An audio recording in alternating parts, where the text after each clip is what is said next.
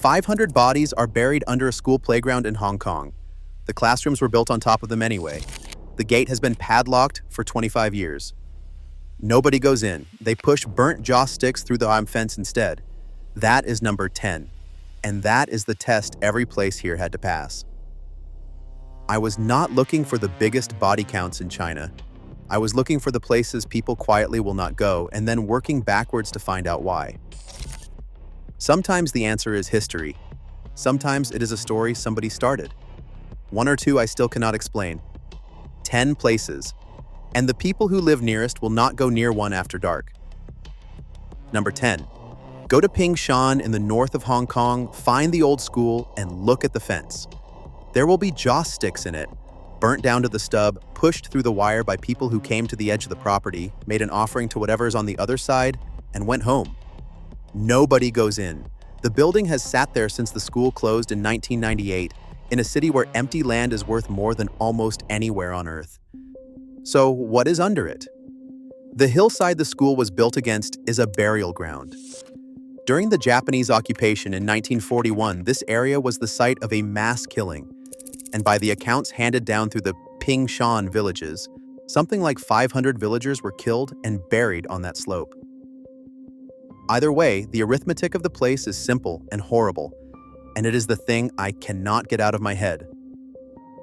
They put a primary school on top of a grave, and for 50 years, small children ran around on it at break time. There is a word for the distinction they broke here. In Chinese geomancy, a house for the living is a yang zhai, and a house for the dead, a grave, is a yin zhai. They are supposed to be sited separately, deliberately, with care. Somebody put a yang zhai full of 6-year-olds directly on top of a yin zhai holding 500 people, and then a city that argues about everything quietly agreed never to open the gate again. The classrooms are still furnished.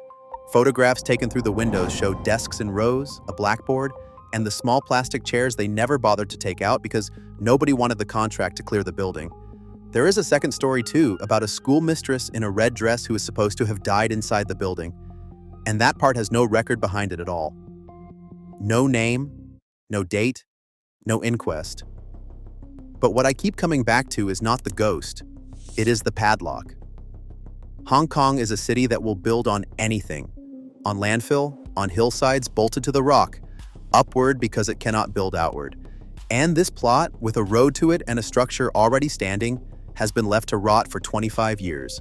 Remember that. Somebody owns every place on this list and 4 of them cannot bring themselves to use it. If this is the kind of thing you want more of, subscribe, because working out what a neighborhood already knows is the only thing this channel does.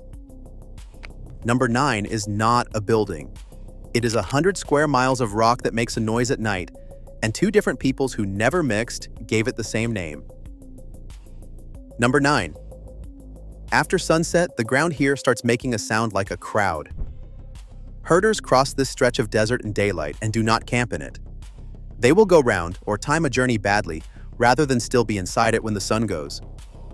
It sits in the Gobi in northern Xinjiang, about 65 miles from the oil city of Kaifeng, which is 106 kilometers. And the reason is not a ghost story, it is physics.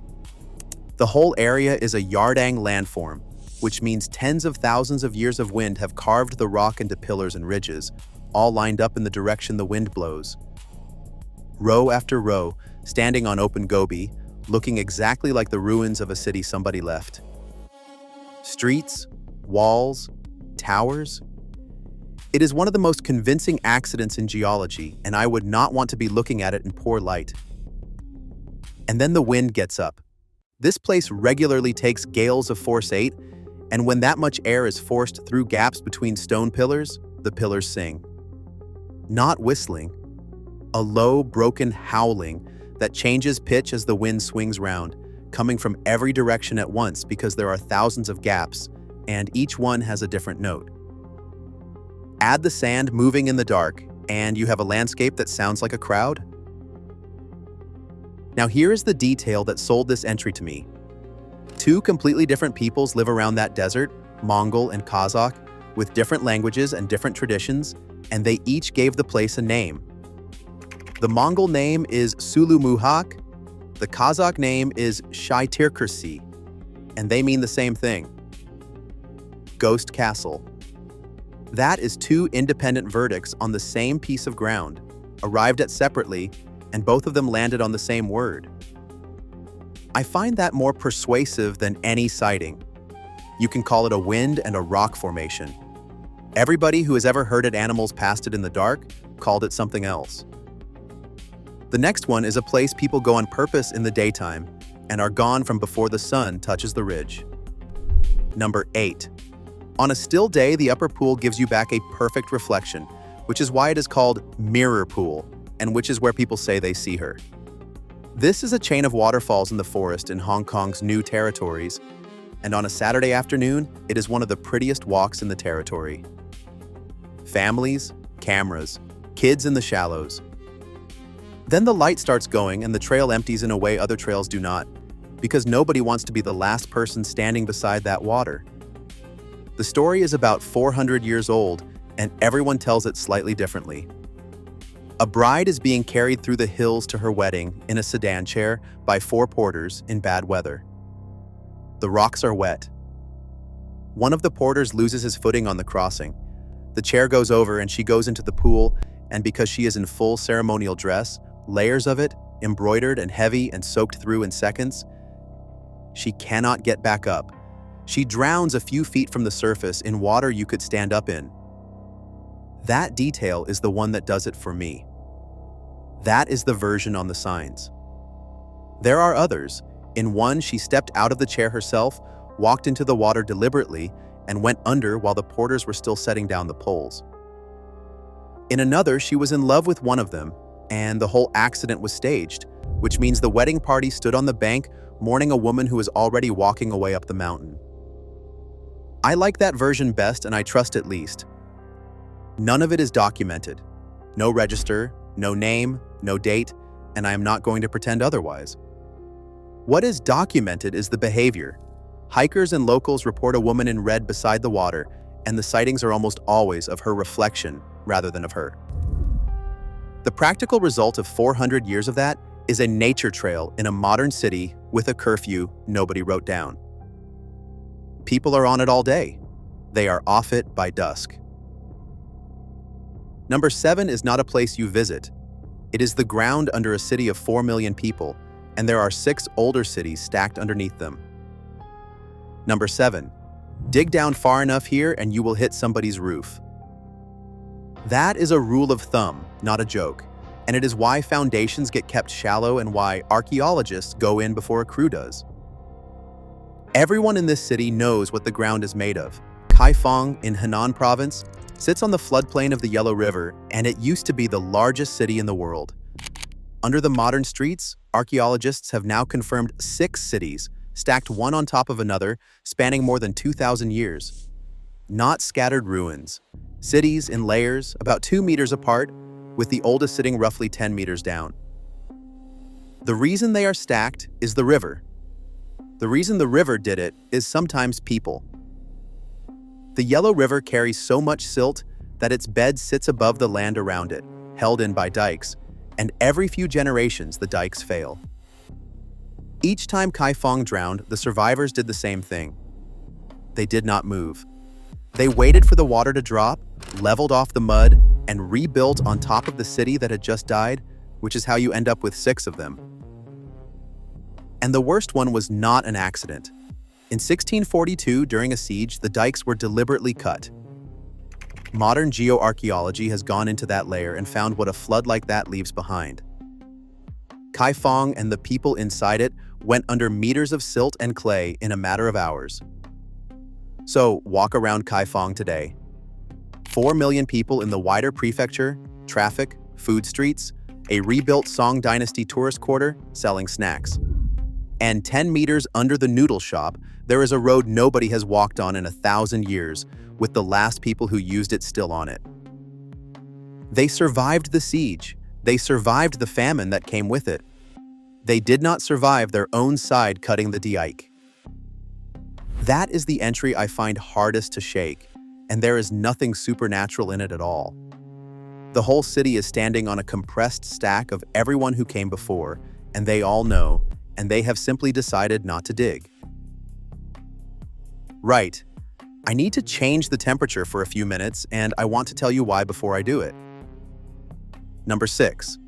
Everything on this list so far is here because something violent happened, or because the ground is full of people. This one is not. Nobody was killed at Houtouwan. Nobody is buried there. And if I am honest with you, it is the most beautiful place I have put in front of you on this channel. It still belongs on the list, and I will show you why at the end of it. Let yourself breathe for a minute.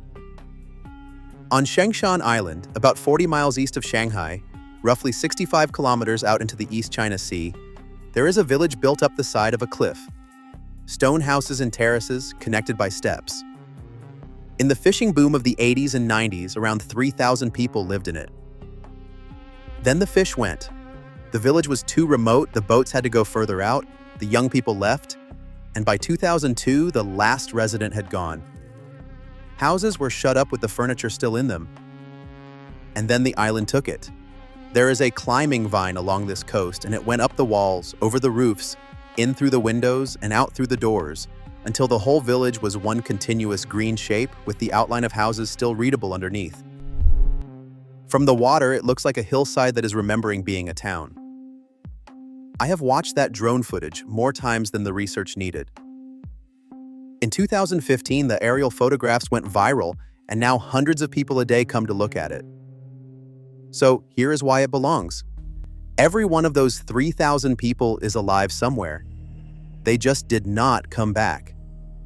Not one family looked at what the vines were doing and decided to take a house back. The furniture is still in some of them, under the leaves, and it is going to stay there. And that is the quietest version of the thing this whole video is about.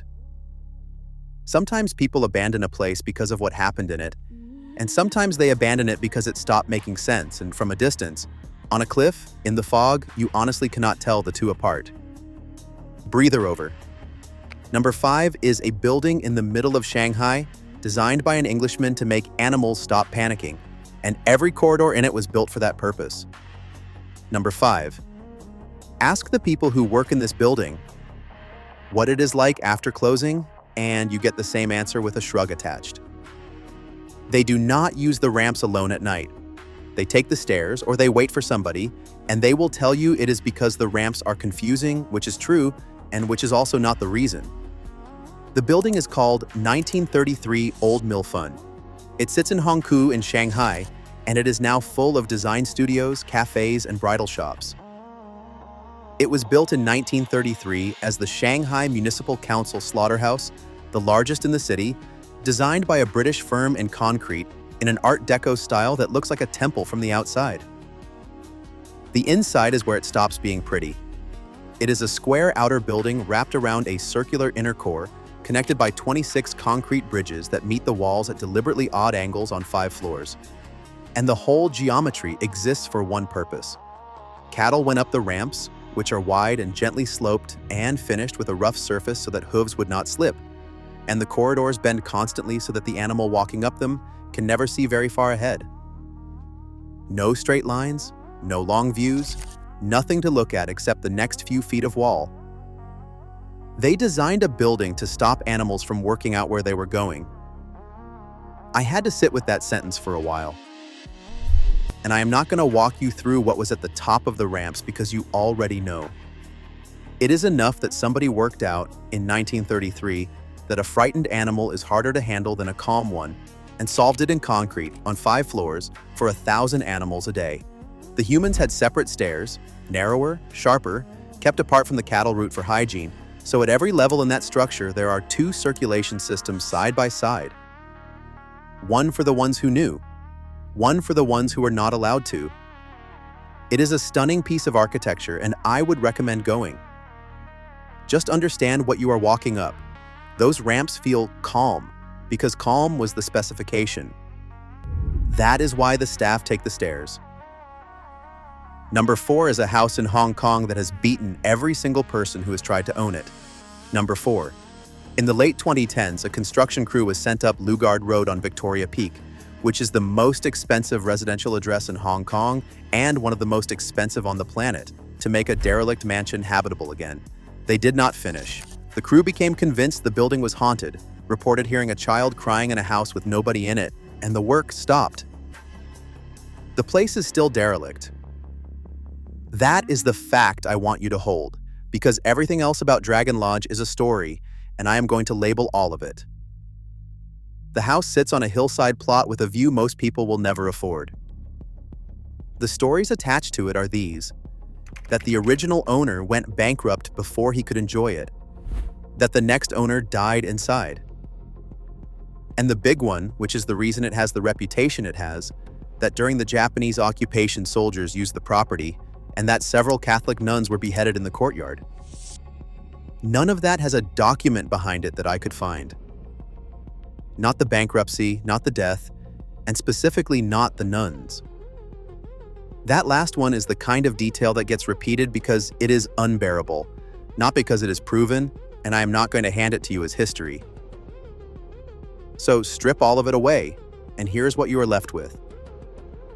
A large house on the best street in one of the world's most expensive cities, empty and rotting since before most people watching this were born, because its reputation is worth more to the market than the land is. There is a Chinese property term for exactly this, Xinjiang, meaning a home where an unnatural death has happened, and which the market will simply not touch. Most Xinjiang are flats that sell at a discount. This one is a mansion that does not sell at all. Every so often somebody buys the problem, and every so often the problem wins. There is the thread again. Somebody owns it, nobody can use it. Number 3 is a stretch of pavement in Hong Kong that an entire generation crosses the road to avoid, and the reason is not the hospital that used to be there. It is the 27 years it stood empty afterwards. Number 3. People of a certain generation will cross to the far pavement rather than walk directly past this frontage, and they have been doing it for 50 years. It is a granite arcade on High Street in Sai Ying Pun, with verandas behind it, and behind that a modern community center.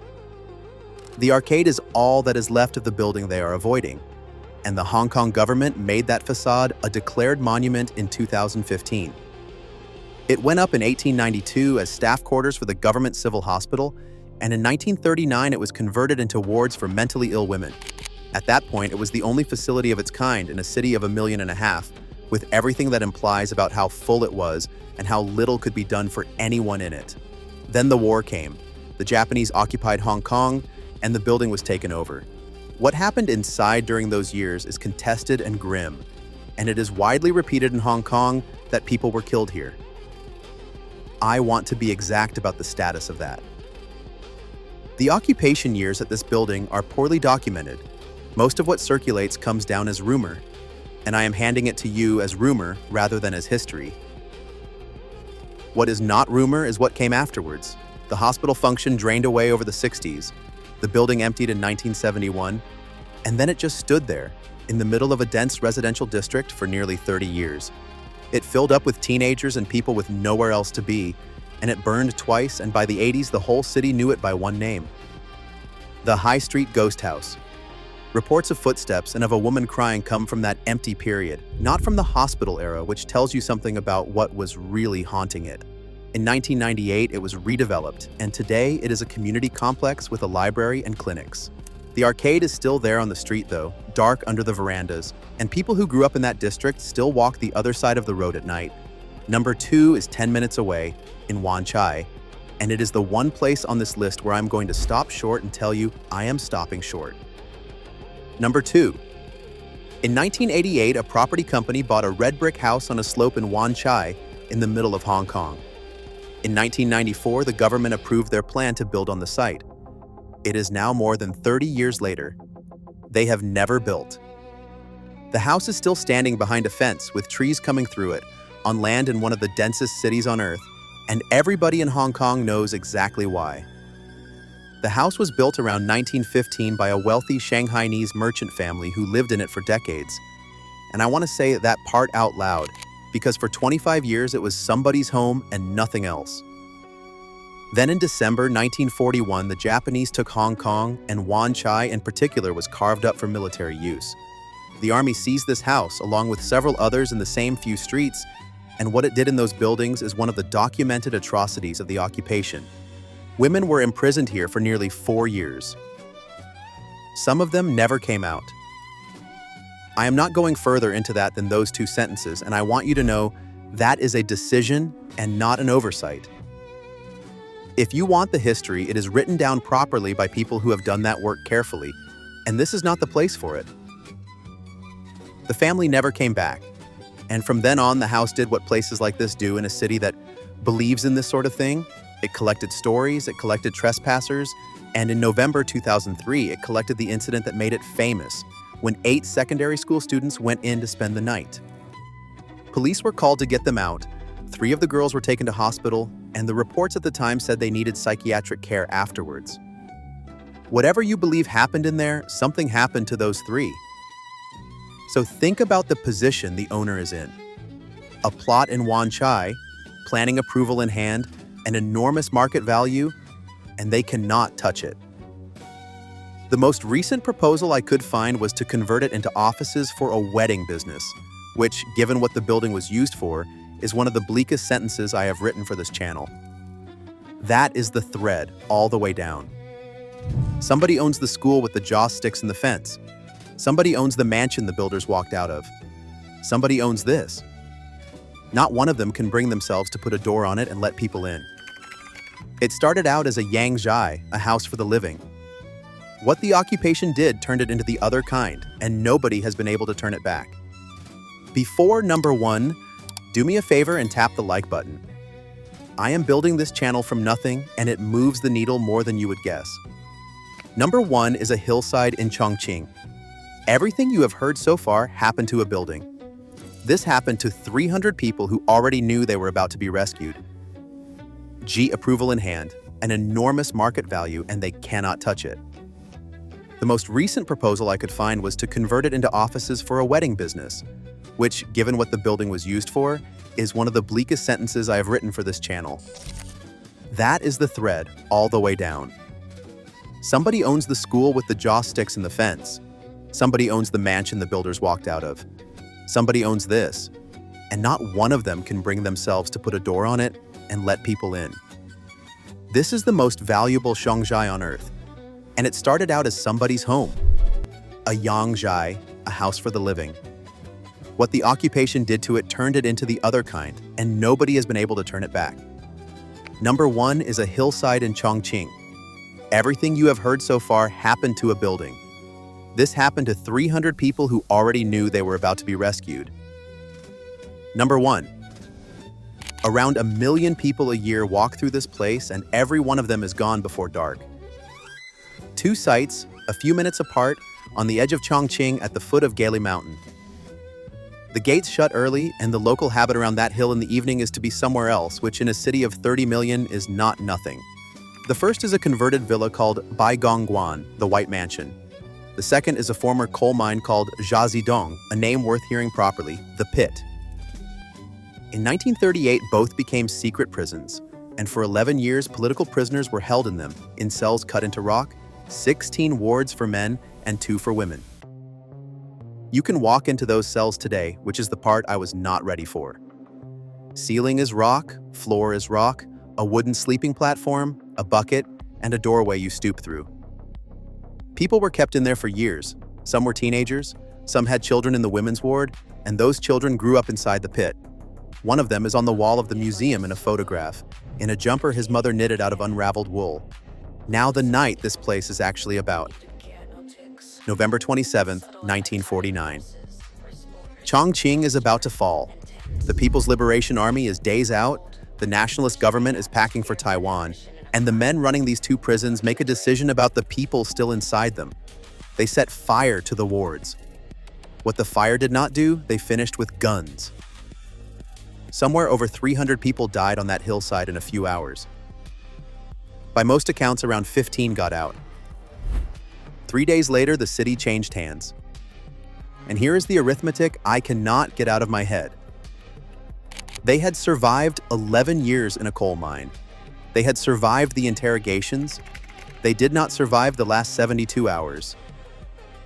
Everyone in that place knew the war was finished. The guards knew they were leaving in the morning. The prisoners knew help was 3 days away and were almost certainly counting. And in that gap, with nothing left to win and nothing left to protect, somebody gave the order anyway. That is why this is number 1 and not the haunted house. Everywhere else on this list is avoided because of something nobody can prove or nobody can explain, or that happened so long ago the people who did it are dust. This one is avoided because of a decision made by adults at a moment when there was no reason left to make it. Today it is a martyr's cemetery, and school groups come through in the morning, and the jumper is in a case. Then the light goes down behind the hill and everybody is already on the bus. Here is what I noticed making this. Almost none of these places are dangerous. There is nothing at Bride's Pool that will hurt you, the wind in the Gobi is only wind, and a locked school is the safest building in Hong Kong. What is actually happening in all 10 is simpler and stranger than a haunting. A group of people over time quietly agreed on a rule that nobody wrote down and nobody enforces, and then they kept it. Do not swim there, do not dig there, do not be on that road when it gets dark. No sign, no fine, no authority behind it, and it holds for 400 years anyway. That is the part I cannot get over. We think of a place as haunted because of what is in it. It might be the other way around. A place becomes haunted at the moment enough people start behaving as though it is. So tell me this, what is the rule where you grew up? The thing everyone just knew not to do, that nobody ever explained. Tell me below. Thanks for watching, sleep well,